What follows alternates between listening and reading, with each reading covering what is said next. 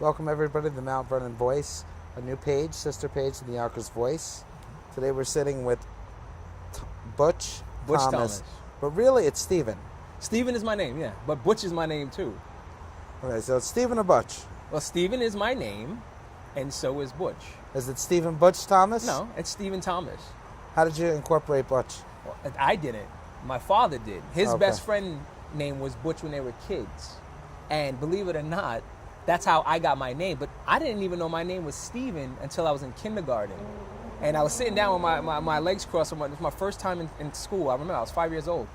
And the teacher was giving out name tags to all the new children. And she said, Stephen. And I just sat there. I had no idea that she was talking about me. And she was giving out, and she passed me. She went to other people. And then she came back and said, oh, you must be Stephen. I said, no, my name is Butch. And then she was like, no, you're Stephen. And then that's how I learned my name was Stephen. And how are you on the ballot now? I believe I'm on as Butch Thomas. Butch Thomas. Yes, I'm on as Butch Thomas. I submitted a letter to the Board of Elections stating that I would like to be recognized as Butch Thomas. Even though I am a voter as Stephen Thomas, Butch Thomas is the name that I go by. I have a company under that name. Play sports under that name. I very rarely go by Stephen because nobody knows me as Stephen. Cool story. All right, well, that's the truth. Cool story. So, your brother made mayor. Congratulations. Yes. Okay. That's my guy. We're seeing changes, I think, already. We are. Immediately. The Voice was just at the Street Fest, which was... City Fest, yes. The City Fest, pardon me. A Phenomenal huge event. turnout. Phenomenal event. Very good turnout. Yes. Very pleasant. Tell us a little bit about yourself. Tell me what you're looking to achieve. And I think this is a slightly different interview than most of my interviews. Okay. Normally I start off with, and I'll always go with, we're not partial one way or the other. Okay. We're here to introduce the platform to you. Okay. Introduce you to the citizens. All right. You're running. I am, as fast as I can. What inspired you to run? What kind of changes do you want to see? The obstruction, the shenanigans, and when I saw the slate that was picked by the Democratic machine, I said, now, wait a minute. This does not represent Mount Vernon. A city council represents the city, the citizens in it, the people, not who the machine chooses that they want to run for years. I'm a citizen here. I've been here my entire life. I have friends here. I know a significant amount of the city and the issues and the people. And when I look at what's happening here for our city council, they don't represent us. That's why these issues became so loud and clear that you can't neglect them anymore. When you say issues, give us an example. Memorial Field. That's one prime example. If you had people that were really interested in getting it done, no matter who it is, that would not be that way. If I go after something 100%, if you go after something 100%, if they go after something 100%, it's going to get done. They pushed it off to the side and left it. Now let's talk about our sewer system. Now we have what? $50 million in fines hanging over our head because they neglected to deal with it years ago? Whoa, time out. Wait a minute. That's not, we can't accept that. You have to stand up for something and stand up now. And that's why I'm running as fast as I can. I'm standing up for my generation because we're in between. We're in between our seniors and the children. So we're the pillars now. Which, by the way, congratulations. Thank you very much. I had my fourth son, baby Arrow. 4 days old? 4 days old today. 4 days old. That's right. Congratulations. Thank you. I appreciate that. But overall, just understanding and seeing this. I'm not in City Hall. I've been an entrepreneur since, I was 8. So no matter what, I have 2 companies. I run 2 technological companies. And we do installations that's from low voltage wiring all the way up to advanced display systems. And a lot of people have no idea what I do on a daily basis. I have clients in Washington, D.C., Missouri, Boston, Tallahassee. I have clients all over the U.S. A successful entrepreneur. Absolutely. That's how you would describe yourself. Well, I'm not done yet. That's the whole thing. Like it's the work is never done. You always got to keep on doing it. And I'm not going to stop. Now I've turned my sights on my city. I've seen the obstruction. I've seen the neglect. I've seen the disrespect. And that's not what Mount Vernon is about. Did you think by your brother making mayor that might have helped bring to light a couple of the issues? Absolutely. A significant amount. I mean, there's always been this dark cloud over Mount Vernon for some reason. And there was a time when no matter where you go, you say something about Mount Vernon, people had something negative to say. And they would say it about the previous mayor. They would say, oh, yeah, he's a crook, he's this, he's that. I don't even say his name. I grew up loving him. Now it's like, you know what? We got to move on to the next. Don't even bring it up. Keep on going. And that's where people fall, and they don't realize when looking back, no, we know where we came from. Where are we going? And unfortunately, just with our existing council, if you look at their record of what they voted on, look at when do they even come outside? Like, they only come outside when it's election season. But they're not out here dealing with the youth out here trying to figure out what they need and done. Mrs. Smith down the block who can't even shovel her own snow. I'm out here and I deal with these people all the time. People bring to me so many different variations of issues, but they're simple fixes. As long as you're thinking about it to get it done. But concerning, and we didn't have the opportunity to really discuss it, but normally before I come out and meet with a potential candidate or a local hopeful, yep, I try to look at your background, see what you're about. Okay. And a tough set of circumstances. Somehow or another, lawsuits, gun charges are coming up when I Google your name. You Google Butch, and that comes up. Butch. All right, well then. So, and I imagine people around the city, the voters are gonna do the same thing I would have done. Which is fine. Yeah. Are you responsible for any of that? Yeah, I mean, right. Did you have a hand in any of that? If I was to get involved in anything illegal, I wouldn't be sitting here talking to you. Like, I haven't been arrested in my life. And let alone, the only gun that I would deal with is trap shooting, which I'm a very good shot, and I encourage you to go too. And I love trap shooting. And, those are shotguns, those are rifles. That's one thing. But when it comes down to all the stuff, no, I have other family members who have been in trouble. And then everything isn't what it seems. Because if they were doing whatever news source, and that's a very interesting concept as well, learn who you're getting your information from. Because there's a lot of fake news out there. And they dress it up really nice with a nice good old skirt and say, hey, come get it. No, you can't. You have to get your information fact by fact. If you keep on relying on someone else to get you your information, you're going to get lied to. People will sell you anything. They call it a steak dinner, and it's not. Speaking of which, I asked why you weren't on the ballot. Yes. You're a write-in. Yes. Is that right? In order to get on the Democratic ballot, you have to have signatures. I've done something called an opportunity to ballot. And my signatures were knocked off along with 8 other people. Now, in most scenarios, people that get their signatures knocked off, they just go to bed. They just lay down and say, that's it, I'm not going to do it anymore. I've already gotten the Republican line. I got my signatures for it. I did what I had to do. I have that line. That's fine. But when you're in an election, you get more than one line. Otherwise, when you get knocked off, you're out. No, you get as many lines as you can. When people say, oh, you're not a part of this party, you're not a this, you're not a party man, you're right. I'm not a party man. I'm a person. And if you keep on electing parties and party lines, you're going to get that party, not the person. The thing is, I can change party lines anytime I want. So can you. So can she. But that doesn't change the person. Where are they coming from? What are you looking to achieve? In my city? In your city. Let's say you voted. What are you looking to achieve? I'm going to wake up an entire generation that's been asleep, mishandled, and completely neglected. In most scenarios, you would have almost like a company. One of my great clients said, you always keep a company young. And what he meant by that is, you take the young people, you show them what they learned late in life, and give it to the young. That way, they can bring it up with new ideas, new processes, and keep things going as smooth as possible. That has not happened here in Mount Vernon. That's why we had a mayor for 20 years, a comptroller for 24 years. Who's been knocked off now? Who's both of them are completely obliterated, and they're not coming back. And thank you for being obliterated. And overall, it's so much talent here that's been left. And unless you go and get that talent and bring it forward, it's not going to come. Somebody has to go. It's almost like a relay race.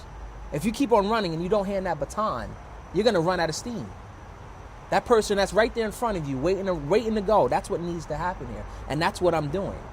I'm in between our seniors and I'm in between the youth. Right in between. I'm not old and I'm not young. But I have enough energy, stamina, and ideas that people just aren't thinking about. You think there would be a lot of synergy if you were elected between the office of the mayor and yourself at this point? It's funny that you say that because, believe it or not, the mayor and I disagree more than we agree. And that's because we both have strong ideas and passions about things. But one thing that we agree about is this city. The people in it, the children, the seniors, they've been neglected for so long. It's like, wait a minute, who's gonna step up? All right, let's go. And that's it. There's nothing else to it. And even to a point where I've forfeited, I made mention to the other candidates that I would forfeit 50% of the salary to give back to the city just to show it's not about a paycheck. You think any one of them took it? Absolutely not. And the crazy part is people say, oh, you're crazy, you're out of... Dude, I run my own companies. This has nothing to do with money. And once I set that stage and that platform, it's going to be very tough to follow. Because I'm really here to do the work. I'm not here to play political games. That's another thing. People play politics. I'm not here to play. But I will do government. That's one thing I will do. What do you think you would change immediately? Immediately, I don't think anything would change immediately. Immediate is I don't think the immediate works in this type of realm. It's something that you have to work on. And what I do hope to change is the amount of attention going into the council and letting the public understand that everything that happens is because of you, the public, the people, the citizens. When people don't show up to these meetings or are not aware of it for whatever reason, they get whatever the council wants to give you. That's it. It has nothing to do with what the public wants. If I can incite 500 people to come out at one time and sit in the council chambers and demand a plan to lower these taxes, I guarantee you they will figure that out. Why do you suppose people aren't coming together like that right now? Well, hold on. That's a good thing. It's not even about right now. It's been like that for years. But why? Because my response to that is they can't relate to this existing council. If they looked up to them, if they saw anything in them, if they wanted to be a part of them, they would. Being that as I said, this council has been handpicked. But even before I say that, my brother was a councilman before. And he wasn't handpicked. When he ran on his own. And I remember he used to give me calls all the time and he used to say, Butch, I don't understand why the council, they just sit there like a bunch of stuffed teddy bears and they don't get anything done. And here he is trying to pass bills and give ideas and stuff, and all they did was shush him. No, sit down. You can't do that. You can't do this. To a point where he says, you know what? I'm going to run for mayor. And that's what I said. Well, let's put on our boots. Let's go. And to this day, I'm still his biggest fan. I would help him do anything he needs to do. And that's what, you get a lot of, just like going back to the fake news, you get a lot of people, believe it or not, that are very upset at the mayor. But these are the same people who want something. You'd do anything your brother would do, and I respect that. And I think anybody watching the show would respect that. But Butch, let me ask you, what about those who cry nepotism? He's getting a favor because he's supportive, and he'll do anything his brother wants to do. Well, that's a little interesting because that word anything... See where I'm going with that question. Which is fine. The thing is, anything is too broad of a question, because no, I won't do anything he wants to do. Absolutely not. Is it going to benefit the city? Is it going to make the residents happy? Okay. Then there's no problem. There's no question there. That should be for anybody running. But I'm trying to think, what is anything? You know, if he wants to do something that he wants to do, okay, but he needs the support of the council, okay, there's 5 votes on the council. Convince them. But as of right now, the council is so slighted against him that he could come over and say, listen, I got Target willing to put up $150 million to build a stadium. They would say no.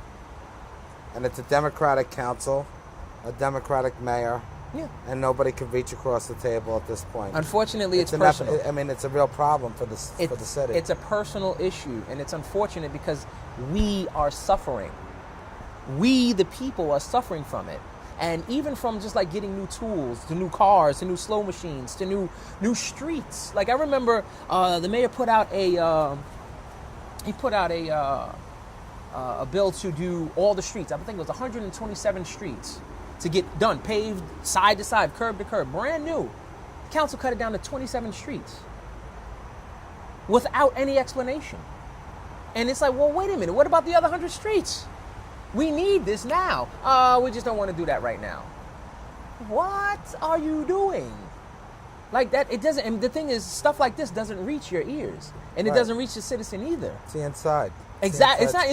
But that's the obstruction. That's the shenanigans that I'm fighting against.